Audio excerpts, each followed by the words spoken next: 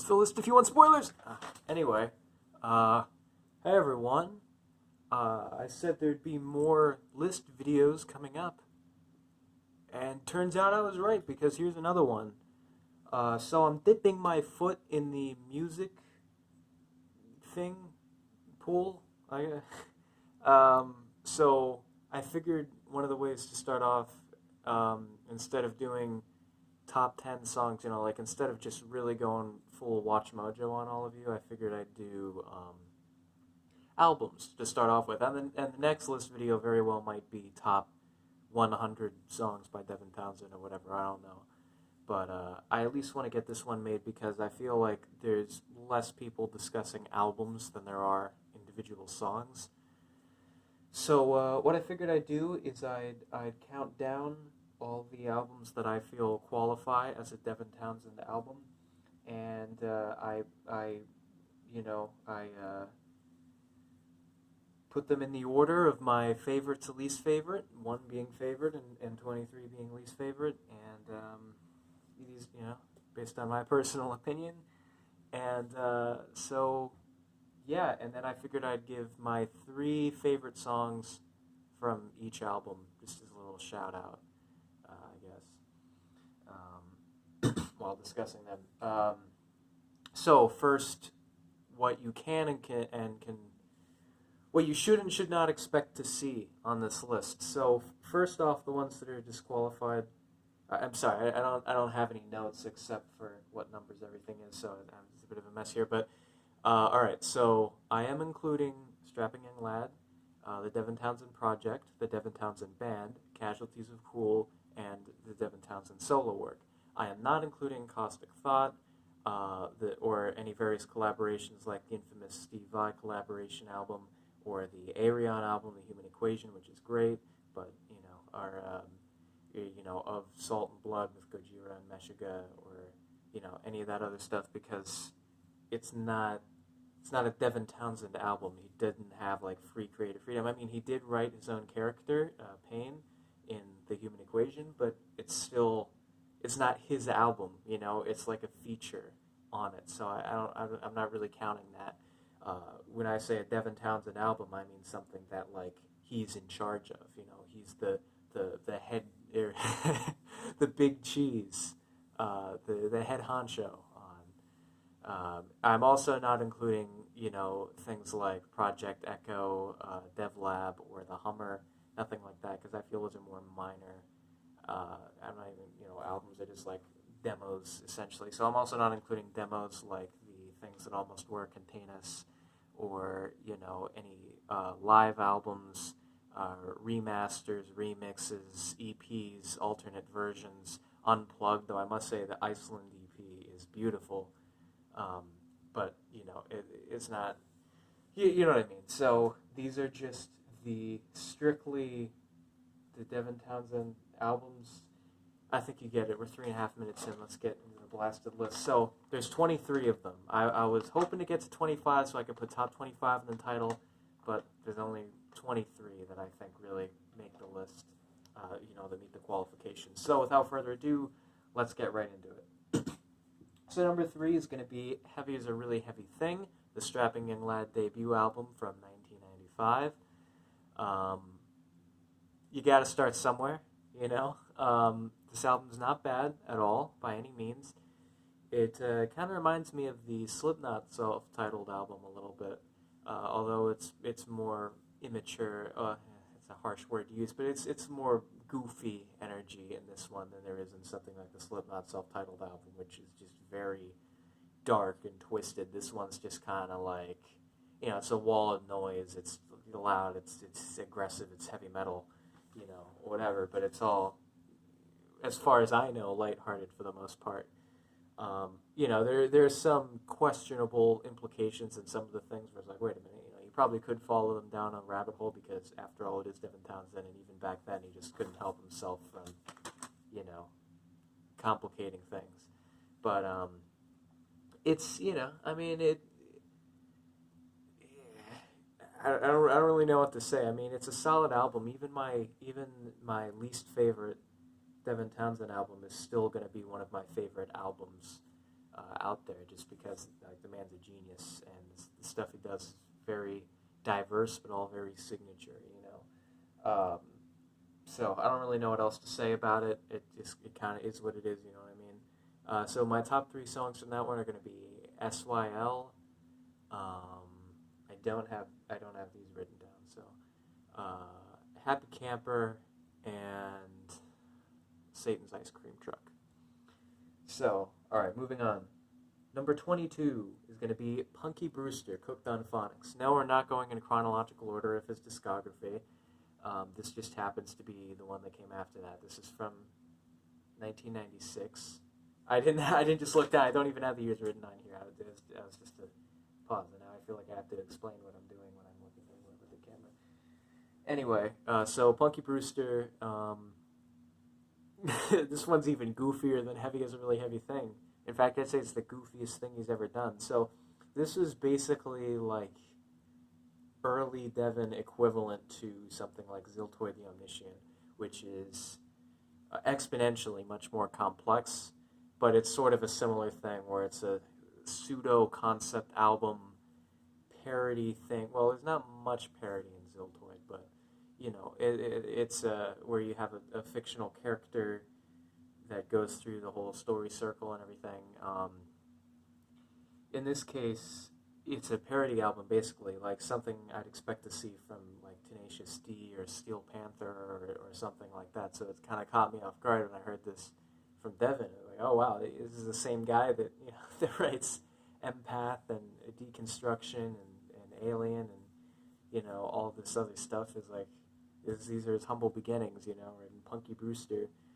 But yeah, so it's a concept parody album featuring a fictitious band, Cryptic Corners. Yeah, that's it. It's Cryptic Corners from like Poland or something. They're a death metal band, and they sell out and become a punk band.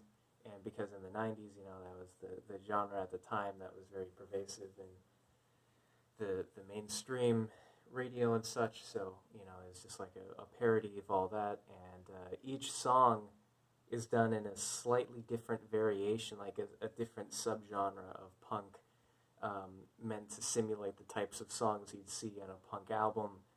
And it's actually, like, pretty unironically good, the music structure and everything too.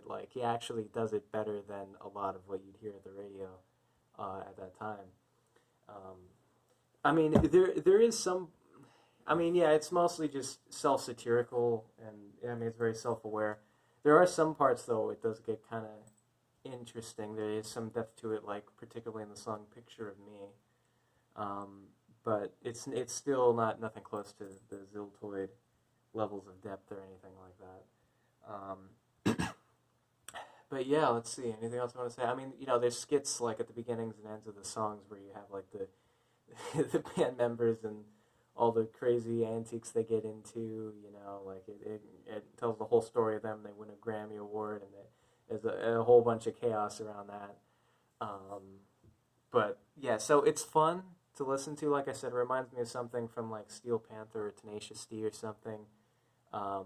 So it's not like the most thought-provoking, the most heavy, the most influential, the most inspirational, the most complex, nothing like that. But it's still a good time to listen to. So my top three songs from Punky Brewster give Recipe for Bait, Fake Punk, and Picture of Me. Oh, what about Heinous Anus, though? All right, let's do those four. Can we do four? Yeah, I make the rules. Yeah, all right, yeah, we'll do four just for that one. All right, number 21, Synkestra. I know a lot of people would put this in their top 10 or even top 5. Look, just because it's number 21 doesn't mean I don't like it. Like I said, my least favorite album from Devin Townsend is still one of my favorite albums overall.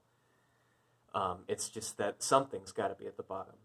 There can't just be a 23-way tie for first place. I mean, to me, they're all different, so it's very hard to say, well, this one's superior to this one. But my ranking system basically goes for, at any given time, what am I most likely going to be in the mood for? Like, the top 5 or so are albums that I could listen to pretty much anytime. Really, the top 10 are ones I could listen to anytime. You know, the unskippables, basically. And then below that, it's like if I'm in the mood for it, it's a 10 out of 10. You know, but you know, anyway. So Synkestra, I don't know. To me, it's just kind of the odd one out. You know, it's like because at the time, every album, well, I guess it still does, but every album like has like a story. It has a lore to it. You know, there's from Ocean Machine to City to Infinity to Physicist to Eteria to Accelerated Evolution and the self-titled Strapping Young Lad album, and then Alien, and then there's Synkestra, and then you get into Ziltoid, and then the Devin Townsend project. But this one's just kind of like, you know, the lore about it isn't really talked about as much. I mean, it's a good album, don't get me wrong. It's kind of like, I don't know what to compare it to, actually. I guess it is its own thing, but you know, whatever. I mean, it's cool. It's fine. I don't know what else to say about it. All right, so my top 3 songs from Synkestra, Vampira, just kind of the odd one out in the album, Let It Roll, and a Simple Lullaby, I guess. I just forgot I don't have water right here. Let me get some real quick. I'll be right back. All right. Okay, number 20, Ghost. So Ghost is just a straight up ambient album. Basically, like what he's doing now on his YouTube channel, the guitar improvisations series, is basically what Ghost was, except Ghost does have some vocals in it. Not a whole lot, but you know, there's some. And you know, it's multi-layered, obviously, because he can't help himself. But it's a very calm album. I don't think there's any. Well, I was gonna say I don't think there's electric guitar, but yeah, it is electric guitar, but it's just kind of like, it's the mellow version. I don't know what to compare it to, but like Buckethead sometimes in some of his songs. Let's see, Aunt Susie, Padman Santa.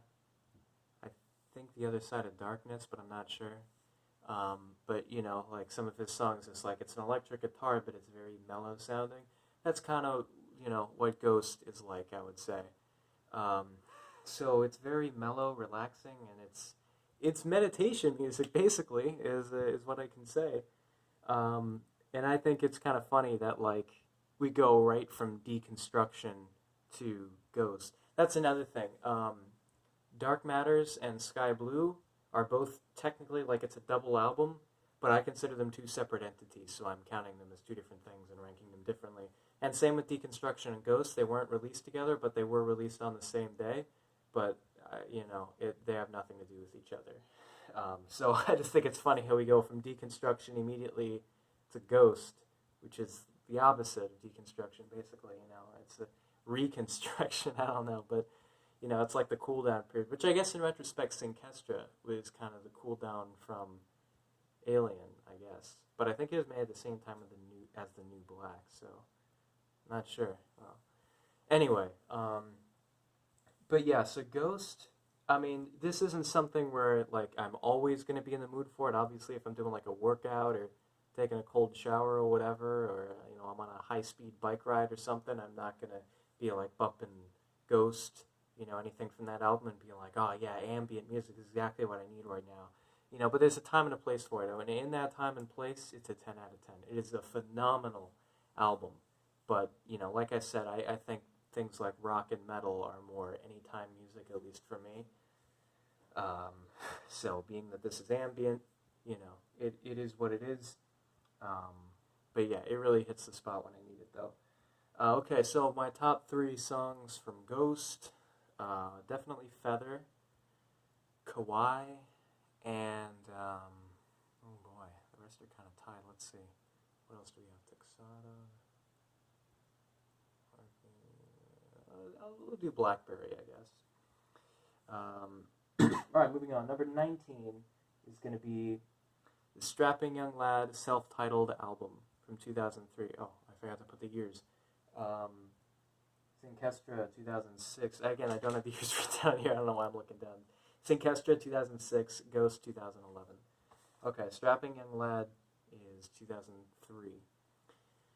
So this one, as Devin Townsend put it himself in the podcast episode about the album, it's a strapping young lad album, you know? There's nothing else really need to be said about it. It checks every mark that you'd expect from Strapping Young Lad. There's the longest gap of any Strapping Young Lad albums between City and this one, because, you know, Heavy is a Really Heavy Thing was 95, and then City was 96, 97. It was released in early 97, but it's really, you know, 96-ish. And then this one, not till 2003, but then they got back on the grind, Alien 2005 and New Black 2006. So, you know, it's like Slipknot, you know, they were churning out albums like every 2 years, and then all of a sudden after, well, no, I got a 4-year break between Subliminal Verses and All Hope Is Gone, but, whatever. It's not as often as it used to be. But, but regardless, it checks off every box, and it's a really solid album. I think Strapping Young Lad is one of the best extreme metal bands out there. Really, I mean, the stuff that they do, like just the sound that they're able to get is just so, it's jaw-dropping, you know, the kind of aesthetic that they're able to create. It's really a whole other world. They're all very talented, Gene and Jed and Byron. Gene appears on quite a few Devin Townsend records for drums, and oftentimes in collaborations with other drummers, but, you know, I'm a huge fan of his percussion work, and like I said, Gene and Jed, excellent, and then obviously Devin. But yeah, this one, it's just kind of, it is, you know, like, all right, yeah, it's Strapping Young Lad. There is some things about it, like Devin has said, it's, you know, symbolic of like his inability to say no and stuff, and it's like, you know, all right, you know, it's time to get back into Strapping Young Lad. You know, we did Infinity, then we did Physicist, then we did Terria, like, you know, that's enough, and now he's doing Accelerated Evolution, so all right. But, you know, he really gets into the zone, and it's like, okay, if I'm doing this, I'm going all the way with it. And so it's like, you know, this combined with Accelerated Evolution is like two sides of a coin, you know? But I like it, you know, it's cool, it's whatever. All right, top 3 songs. Rape Song, Aftermath, and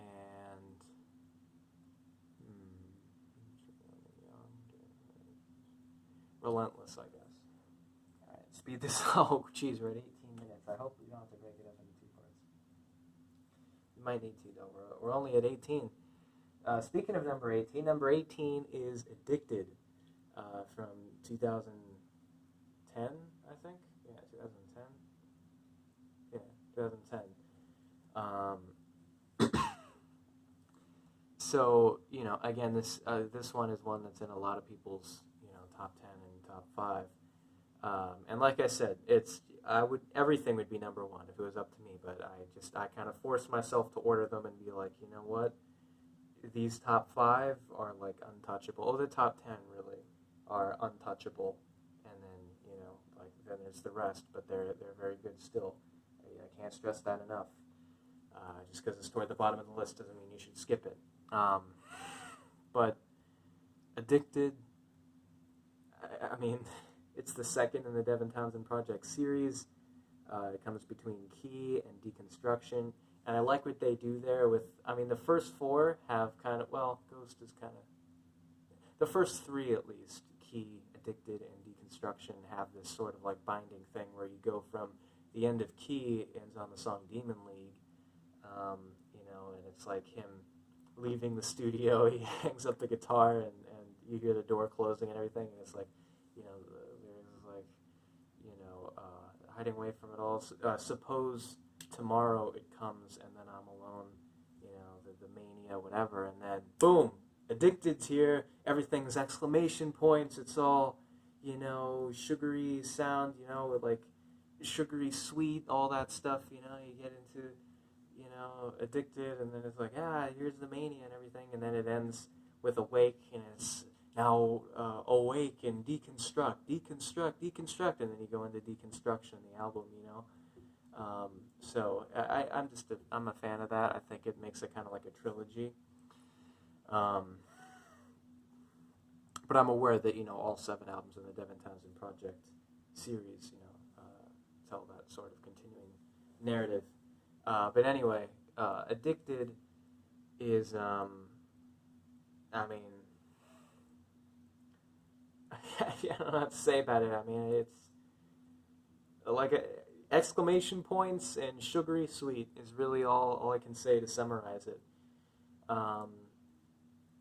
Yeah, I'm kind of drawing a blank here. All right, my top 3 songs are going to be Super Crush, Ia or Ai, whichever one you prefer, and let's see, Universal Number, Awake, I think. Yeah, the last song. All right. Number 17. This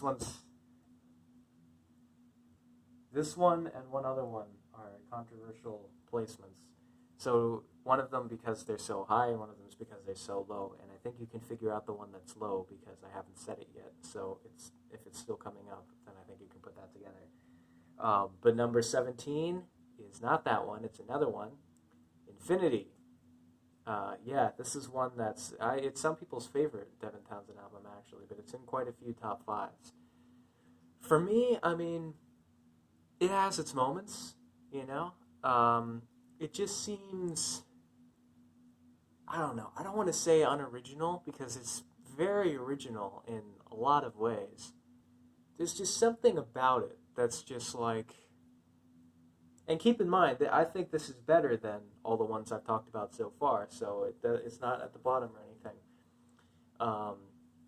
I actually like some of the songs that aren't, you know, I don't want to confuse people. But anyway, I don't know, it's just like, I get it, it's inspired by like Broadway musicals and stuff, and it's sort of like a musical in and of itself, and it's like duality, black and white, you know, all this stuff, and then you get to The Physicist, which is more a gray thing, and then Terria, which is, you know, but so Infinity, I mean, it's the album that changed everything, you know. I'm kind of, it's hard for me to describe Infinity. It's organized chaos. Well, it's not really chaos, because it's actually like the most meticulous one. But I don't know. It's just weird. It doesn't give me as positive energy as some of the other ones. So I'll just move on to my top 3 songs from it. Wild Colonial Boy, Sit in the Mountain, and maybe? Or Noisy Pink Bubbles.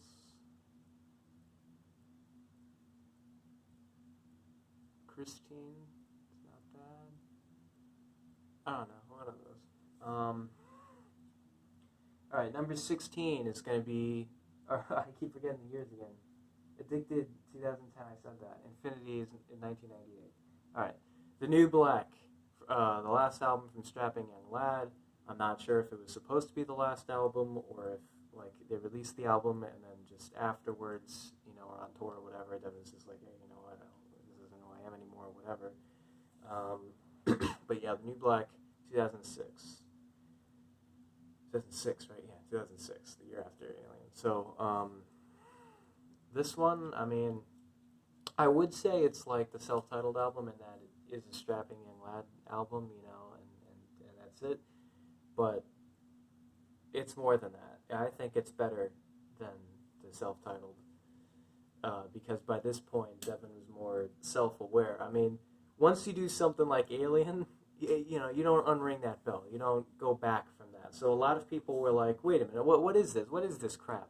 You know, like, we go from something like Alien to this. Like, what is this? You know, it's like going from Deconstruction to Ghost or something. You know, but that's just the way it is. I think, you know, a lot of people were like, oh, this is just the fifth one. The contracts are 5 albums, whatever. They're just like going through the motions of a strapping young lad album. I think, if anything, that was the self-titled one.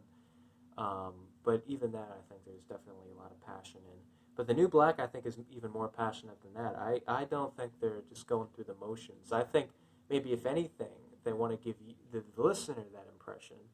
I can't say I fully know why. I'm just, you know, spitballing here, you know. But I enjoy it. It's a pleasurable listening experience, I would say. It's a good mix of things. It's got sort of like Synkestra-ish sort of lo-fi things, but just a little bit just buried in there. Because don't get me wrong, it is a heavy metal album for sure, like everything Strapping Young Lad does.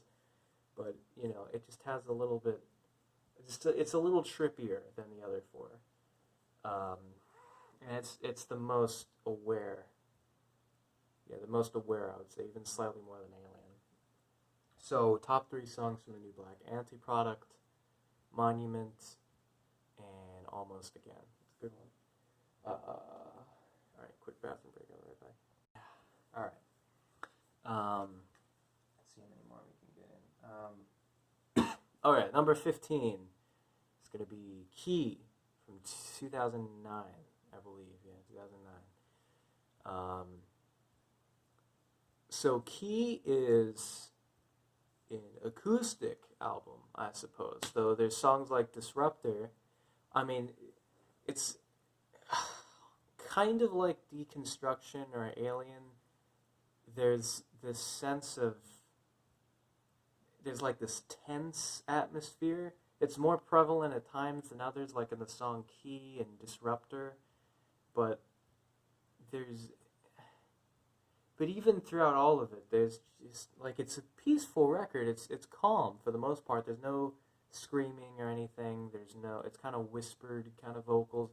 Kind of like Ghost, but this one's more intimate, I want to say. Ghost is more like ambient, and this one's more intimate, really. It's more just like, here's an acoustic guitar, you know, instead of electric, but it's like a gritty acoustic guitar for a lot of it.